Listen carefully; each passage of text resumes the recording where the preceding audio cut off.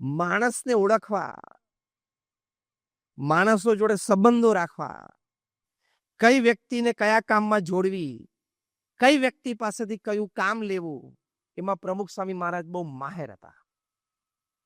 Above your technical and academic qualifications that you have already excelled in and you need to excel, you will need these soft skills for your excellence from your academic careers on the course side. The exams to excellence ma, the first important bridge is your skills. મેં કહ્યું એમ silicon વેલીમાં બધા પગાર આપનારા જે છે બધા સામાન્ય ભણેલા છે, પણ એ લોકોને ભણેલા વ્યક્તિઓનો ઉપયોગ કરતા સારી રીતે આવડે છે. હું હસતા હસતા ઘણી વખત વાત કરું છું કે 12મા ધોરણમાં 90% આવે ને એ એન્જિનિયરિંગ અને મેડિસિનમાં જાય અને એન્જિનિયર અને ડોક્ટર બને.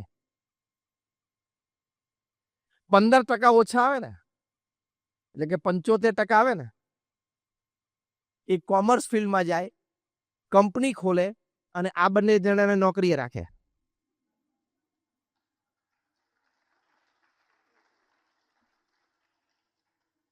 હજી 15% ઓછા આવે ને એટલે કે 60% એ પબ્લિક લાઈફમાં જાય અને આ બંને જણા માટે કાયદા નક્કી કરે.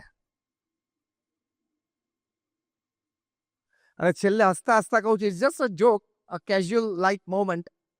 હજી 15% ઓછા આવે ને 45% અંડરવર્લ્ડમાં જાય ને આ ત્રણેયને કંટ્રોલ કરે.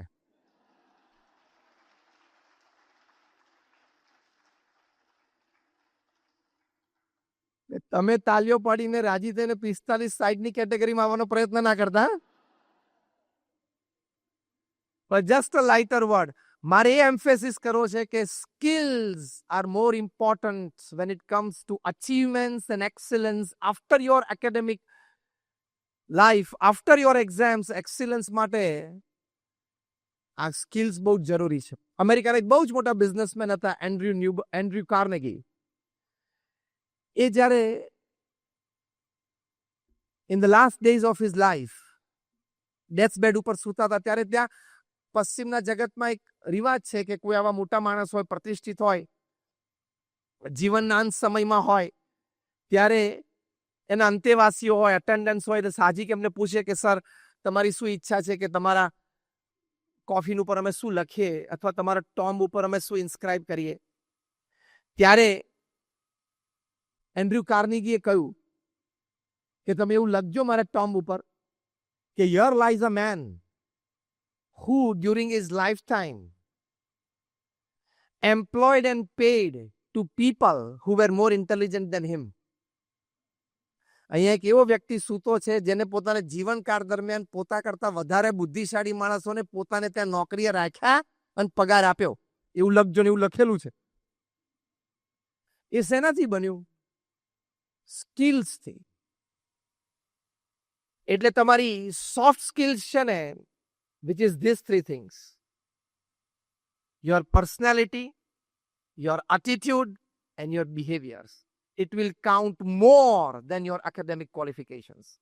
By your academic excellence, you'll be able to go to a certain point. Thereafter, by your experiences, by your talents, by your know-hows, by your back support systems, you can go to a certain level. But beyond a certain level, you will need your personality, your behaviors, your ethics, your attitudes to grow. કારણ કે તમને કામ કરતા કરતા 20 વર્ષ તમે corporate વર્લ્ડમાં જશે ત્યારે તમને એક વાતનો અહેસાસ થશે કે તમારી સાથે તમારી જ ઓફિસમાં તમારા સમકક્ષ 5 વ્યક્તિઓ છે જેની પાસે એકેડેમિક ક્વોલિફિકેશન પણ સરખું છે અને એક્સપિરિયન્સ પણ સરખો છે અને 5માંથી એક જ જણાને પ્રમોશન આપવાનું છે અને આવવાનું છે. એ 5માંથી એકને જ આપવું એ ટોપ મેનેજમેન્ટ કેવી રીતે કન્સિડર કરશે જ્યારે બધાનું એકેડેમિક ક્વોલિફિકેશન, બધાનો એક્સપિરિયન્સ અને બધાનું પરફોર્મન્સ પણ સરખું છે? તો પછી એ 5માંથી કોણ આગળ જશે? તમારા એટીટ્યુડ્સ, બિહેવિયર્સ, એથિક્સ અને પર્સનાલિટી એટલે તમારી સ્કિલ્સથી તમે આગળ જશો. આ તમને અત્યારે હું જે કહું છું એ અનુભવ નથી તમને, એટલે તમને એક સાહજિક લાગશે. પણ after 20 years you will come to know that this was absolutely right. હું તો જોઉં છું ઘણા બધા નેશનલ ઇન્ટરનેશનલ કોન્ફરન્સીસ સેમિનાર્સમાં for talks. I meet n number of professionals from different fields, n number of corporates from different fields. I've learned this from them. કે હકીકત છે. એટલે તમારી સોફ્ટ સ્કિલ્સ ડેવલપ કરજો. હવે શું છે હું તમને ટૂંકમાં સમજાવું એટલે તમને એક્ઝેક્ટ પ્રેક્ટિકલ પિક્ચર તૈયાર થાય. First is your skill with people, the most important aspect of life. How you handle work, આ સ્ટેટમેન્ટ હું બહુ બોલ્ડલી મૂકું છું. How you handle work is secondary to how you handle people.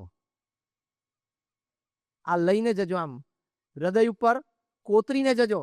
How you handle people at your workplace, in your social circles, in your family counts more in your excellence in life than how you handle your work. That doesn't mean that you don't handle your work with excellence. એ તો કરવાનું જ છે. પણ બંનેનું જ્યારે percentage આવે ને, this counts out more. How you handle people. એની માટે તમારે જે વ્યક્તિઓ સાથે રાત દિવસનો નાતો છે, કામનો અથવા સંબંધોનો, એવી જે 15-25 વ્યક્તિઓ તમારા લાઈફમાં છે ને, એને ફૂલ્લી એક્સેપ્ટ કરીને ચાલવાનું. એને 100% એક્સેપ્ટન્સ આપવાનું લાઈફમાં. તમારા મોબાઈલમાં તો 200-500 નંબર હશે, 1000-2000 હશે. It's okay. સંબંધો છે, સંબંધ છે, ઓળખાણો છે, ઇટ્સ ફાઇન. પણ એમાંથી 15-25 વ્યક્તિઓ નક્કી કરી રાખો કે આ 15-25 વ્યક્તિઓ મને મારા જીવનમાં મારે જોઈએ. For my growth, for my progress, for my success. તો એ 15-25 વ્યક્તિઓ સાથે પછી કોઈ દિવસ આપણા તરફથી કોઈ પણ તકલીફ સંબંધોમાં કે કામમાં ન થવી જોઈએ. એના તરફથી થાય તો પણ આપણે મોટું મન રાખીને ચલાવી લેવાની. That is the first important aspect of the soft skill in your pursuit for excellence after your academics, after your exams. પ્રમુખ સ્વામી મહારાજ 1984માં યુરોપમાં હતા. ડોક્ટર શાહ ને ત્યાં પ્રમુખ સ્વામી મહારાજનો નિવાસ હતો. પ્રમુખ સ્વામી મહારાજ સાહજિક ભોજન લેતા હતા. તે વખતે સામે બેઠેલા સાહજિક વાતચીત થતી. તેમાં ડોક્ટર શાહે કહ્યું કે સ્વામી, અમે કોઈ વ્યક્તિના સંપર્કમાં આવી અને એની નેગેટિવિટી જોઈ, પછી એની નેગેટિવિટીમાં મારા મનમાં હંમેશા રહ્યા કરે છે કે આ વ્યક્તિ આવો. જ્યારે જ્યારે એને મળીએ ત્યારે અમારા મનમાં આ વાત આવી જાય છે. તમે આટલા બધા લોકોને મળો છો, એ લોકોની નેગેટિવિટી ખબર પણ હોય, એ લોકોને કોઈ નેગેટિવ પોઈન્ટ ખબર પણ હોય, છતાં તમે દરેકને પ્રેમથી મળી શકો છો, દરેકને સાથે વાતચીત કરી શકો છો, દરેક સાથે કામ કરી શકો. What is the reason? પ્રમુખ સ્વામી મહારાજે એક સરસ સોફ્ટ સ્કિલ શીખવાડી, જેના દ્વારા એ જીવનમાં આટલા સફળ રહ્યા.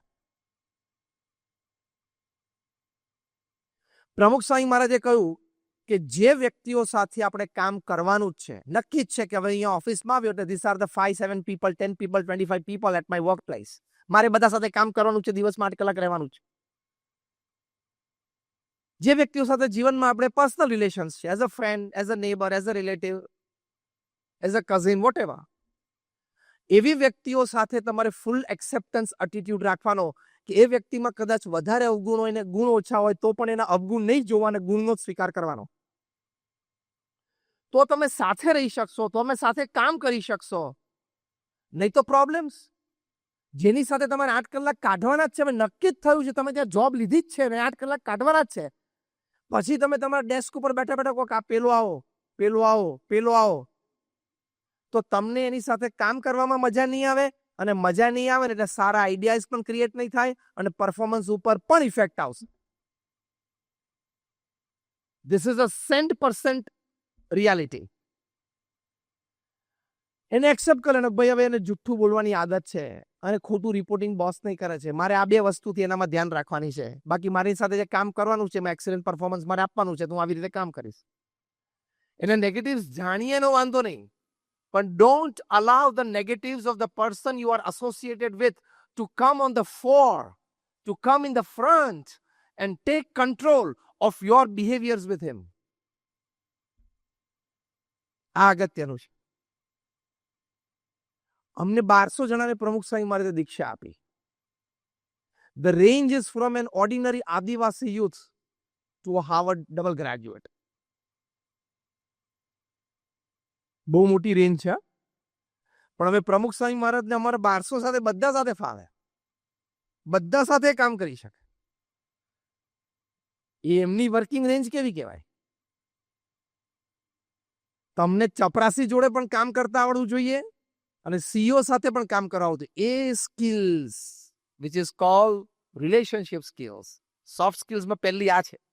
That will be the path to excellence after your exams.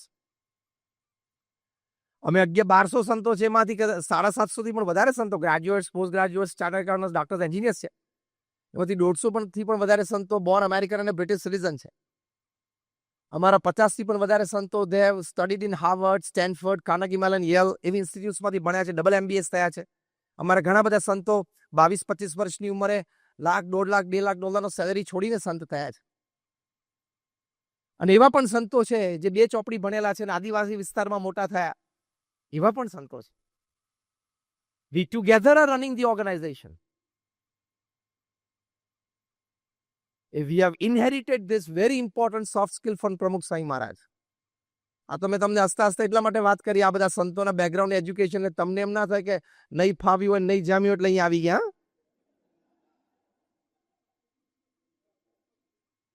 તમને સંતોને જોઈને લોકોને એમ થાય કે જરા જામ્યું નહીં હોય, ફાવ્યું નહીં હોય, ગમ્યું નહીં હોય એટલે અહીં આવી ગયા છે. How many of you are under 29? Just raise your hands. 98% of you sitting in the audience are under 29. Yes? Ha ke na? So, let me tell you, I finished my BE Mechanical before you people were born. Okay? તમે જેટલા 29 કે 29 વર્ષથી નીચેના બેઠા છો ને, તમે આ પૃથ્વી ઉપર જન્મ્યા ને એ પેલા મેં એન્જિનિયરિંગ પૂરું કર્યું છે. From BVM engineering college Vallabh Vidyanagar. જ્યારે અમારા વખતમાં ગુજરાતમાં 5 જ એન્જિનિયરિંગ કોલેજ હતી. અત્યારે બિલાડીની ટોપની જેમ જે ગલીએ ગલીએ ખુલી છે એવું નહોતું.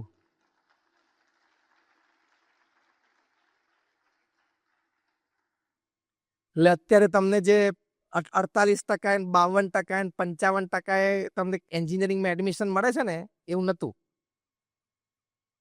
પટેલ સાહેબ બરોબર? એ વખતે એન્જિનિયરિંગમાં એડમિશન કે મેડિસિનમાં એડમિશન મળવું, it was a very big event in the family. બહુ જ મોટી વાત બની જતી હતી. મને MP શાહ મેડિકલ કોલેજમાં એડમિશન મળેલું, Pramukh Swami medical college Karamsad, MS medical college Baroda, 3 medical colleges, Nadiad DDIT electrical engineer, BVM mechanical engineer અને Modasa electrical engineering. 6 admissions open હતા. પણ I wanted to go for my UPSC public services, એટલે આઈ ઓપ્ટેડ ફોર એન્જિનિયરિંગ કે મને વધારે time મળે preparation, એટલા I said કે ના મેડિસિન નથી ભણવું. આ તો મેં તમને બેકગ્રાઉન્ડમાં એટલે વાત કરી, તમને એમ ના થાય 2 ચોપડી વાંચીને કંઈક જોઈને સાંભળ્યું તમારી સામે એકેડેમિક્સની વાતો કરું છું. તમે જે અચીવ કરવા જઈ રહ્યા છો એ મેં 29 વર્ષ પહેલા અચીવ કરી લીધું છે. From all this experience, I'm sharing something with you. I have traveled to 30 countries of the world, 200 cities, and perhaps this is my more than 10,000th talk to the public.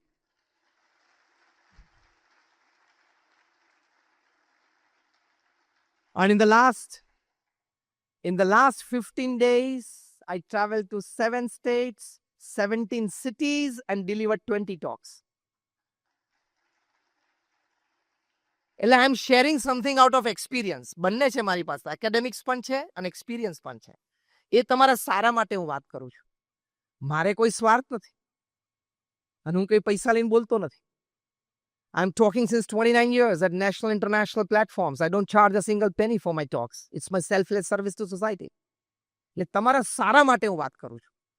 મારેમાં કોઈ સ્વાર્થ નથી. આજે આપણે મળ્યા, ફરી કદાચ મળીએ ના મળીએ, પણ તમને સારા વિચાર આપવા છે, તમને એક દુનિયા દેખાડવી છે કે તમે પણ ત્યાં પહોંચી શકો છો, એવું કહેવા માટે અહીંયા આવ્યા છીએ. બાકી અમને બીજો કોઈ સ્વાર્થ નથી. તો લોકો સાથેના સંબંધ, હ્યુમન રિલેશન્સમાં તમે એક્સેલ થજો તો તમને બહુ જ મજા આવશે.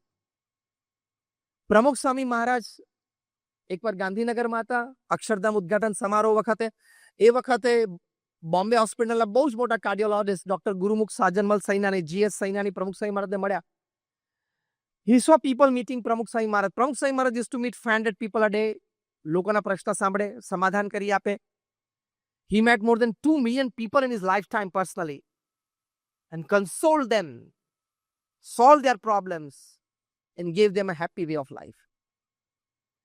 GS સૈનાનીએ કહ્યું કે Swamiji, we physicians, we have 6 senses. બધાને 5 સેન્સ હોય, શબ્દ, સ્પર્શ, રૂપ, રસ અને ગંધ.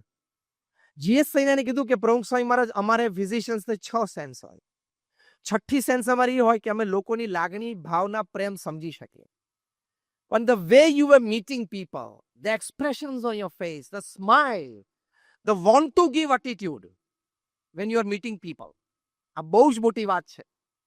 The want to give attitude when you are meeting people, that when I saw on your face, even my sixth sense could not pick up the love, the compassion.